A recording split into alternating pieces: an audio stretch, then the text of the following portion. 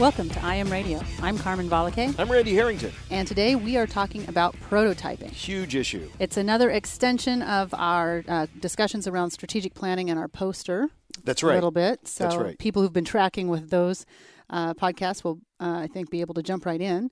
But you don't have to have. You don't have to those. No. It's always a good idea, but you don't have to. And some of our inspiration for this particular podcast came from a great book by Tom Kelly called The 10 Faces of Innovation. I give it a big thumbs up. I think the book is terrific. Great read cover to cover, and you should highly recommend it. Go buy it. Yes, absolutely. But we're going to dive into this chapter on prototyping because when I read it, it just knocked me out because this is a place where I see so many of our clients struggling. And us. Well, just go ahead and say it. I'm sorry, but when I read it, I started to get a little angry. That was.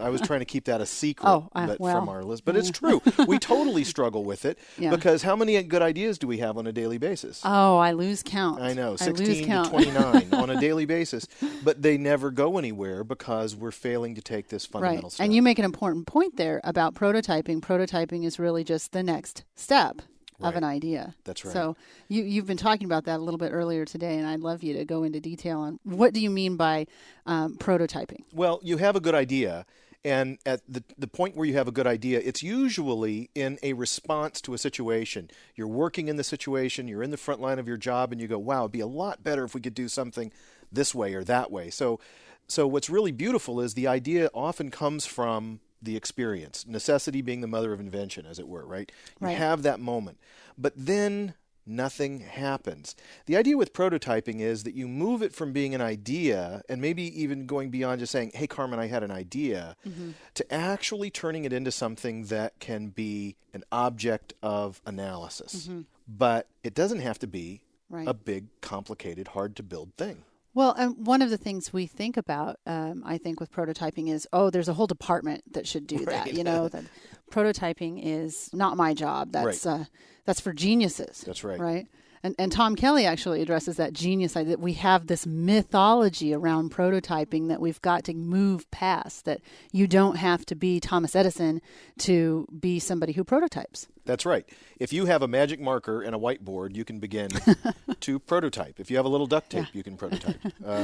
And really, it's just about going ahead and putting that little bit of invested energy into making it. If it's not worth doing that, it probably is a bad idea, you know. So it's really kind of a good governor to say, is there really something here? But once you have that fundamental prototype, then you can begin to do the magical thing that prototypes allow you to do, and that is to begin to socialize the idea. Right. Actually talk about it and get feedback on the idea. Right.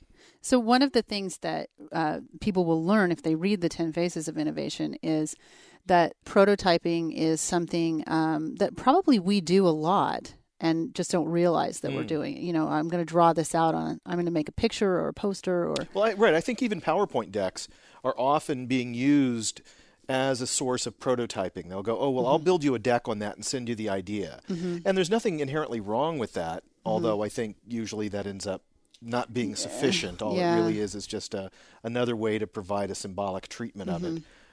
I'd like to see you go one step further than that. And then once you take that next step, how will it be received in the company? That's huge. Okay, now I'm going to get my duct tape out and my markers, and I'm going to create this thing, and I'm going to bring it in and pitch the idea to you.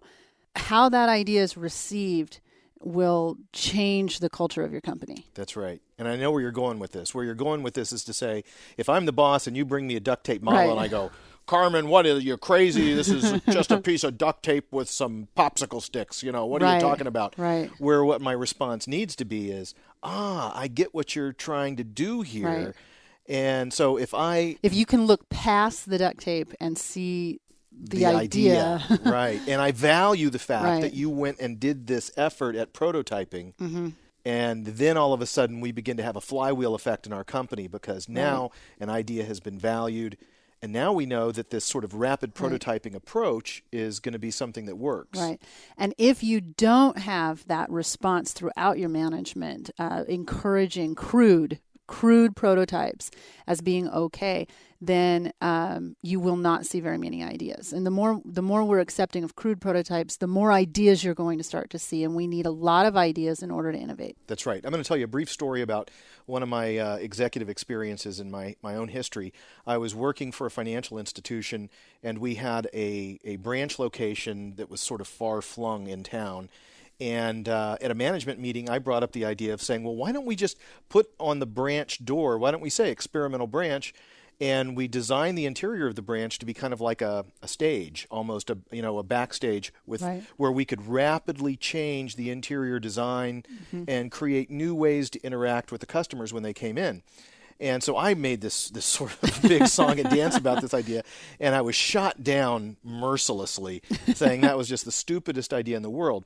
And I realized that in a way it was stupid, because what I had done was I had out-prototyped the cultural environment that I was in. Yes. What I needed to do was give a much more small, functional prototype of this idea where it would allow other people to participate in it. And see, that's where I really blew it. Do you see what I'm saying? Yes. I didn't allow. Well, you were also. Well, you can say you may have blew it, but you were also just way ahead of your time. Oh, there you go.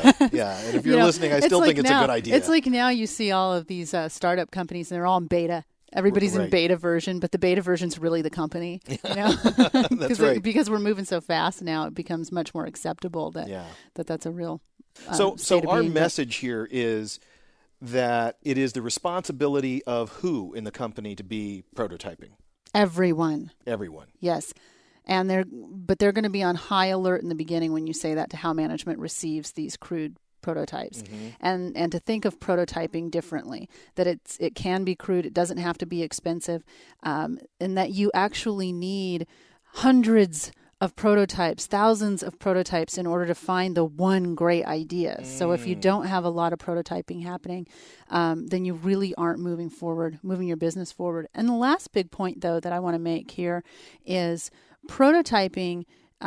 If everyone can participate in it, if everyone's invited to participate in it, you're also going to start to build a company culture that implements big changes faster, because you're going to have this bigger buy-in. Right. Does that make sense? You bet. So if I got a chance to help make some of those models along the way, when that new change comes along, I'm going to feel like I participated in that change process. Right. Or if there's a prototype and it's in its infancy, so it was just duct tape and markers and things like that. And then you say, hey, we're thinking about this. Here's where we're at its crude phase.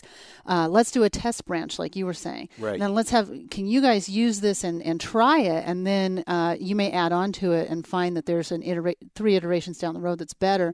So everybody gets to be a part of the testing phase of the prototype. Even that can make a huge difference. Right. So I heard 2 things there. The first thing I heard was to not get hung up on trying to make the perfect prototype. Be iterative about that and do as many as you can. And in fact, it's worse. What we think is we should make the absolute definitive prototype and then bring it to our people and say, look at this. This is the answer to everything. Right. And then you all should adopt this. Right. And that feels, you know how that feels. It's just like, I'm just a robot now. Right. So iterate, have a lot of prototypes, and then when you allow people to participate positively in this prototyping culture, all of a sudden when changes do come along, you're not going to have the resistance. Right. And so really, I mean, the biggest reason to do this is you want to innovate to survive. Right. But a wonderful side effect is that you will have a more agile, change-ready company. And isn't this a time for us to be innovating? I mean, Absolutely. When we take a look at our business culture and the economy right now, we are craving the next big new idea that's going to help manage our healthcare systems, bring people back online with employment, improve the sustainability of our businesses, fill in the blank, boom, boom, boom, boom. Huge demand for innovation right now. And right now as a culture, we're all looking at one another going, what are we going to do? Who are we going to bail out? I need $25 billion. What are we going to do?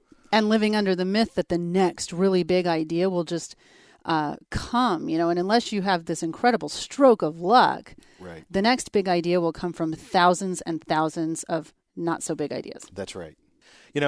One final point on this that came out of the Kelly book that I want to really jump up and down about, and that is this idea that when you begin to have a good prototype, a functional prototype, you can actually begin to experiment. You can actually begin to take that prototype, for example, to potential consumers and say, what do you think about this and how would this work? So you begin a much more substantive dialogue about what your business really needs instead of guessing, trying to be a psychic about what the future is going to hold.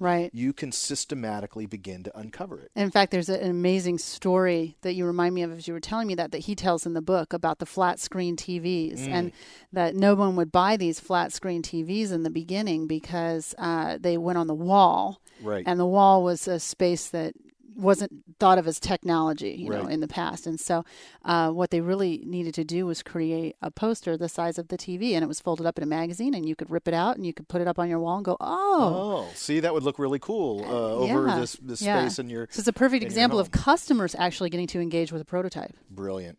You know, just a really exciting book.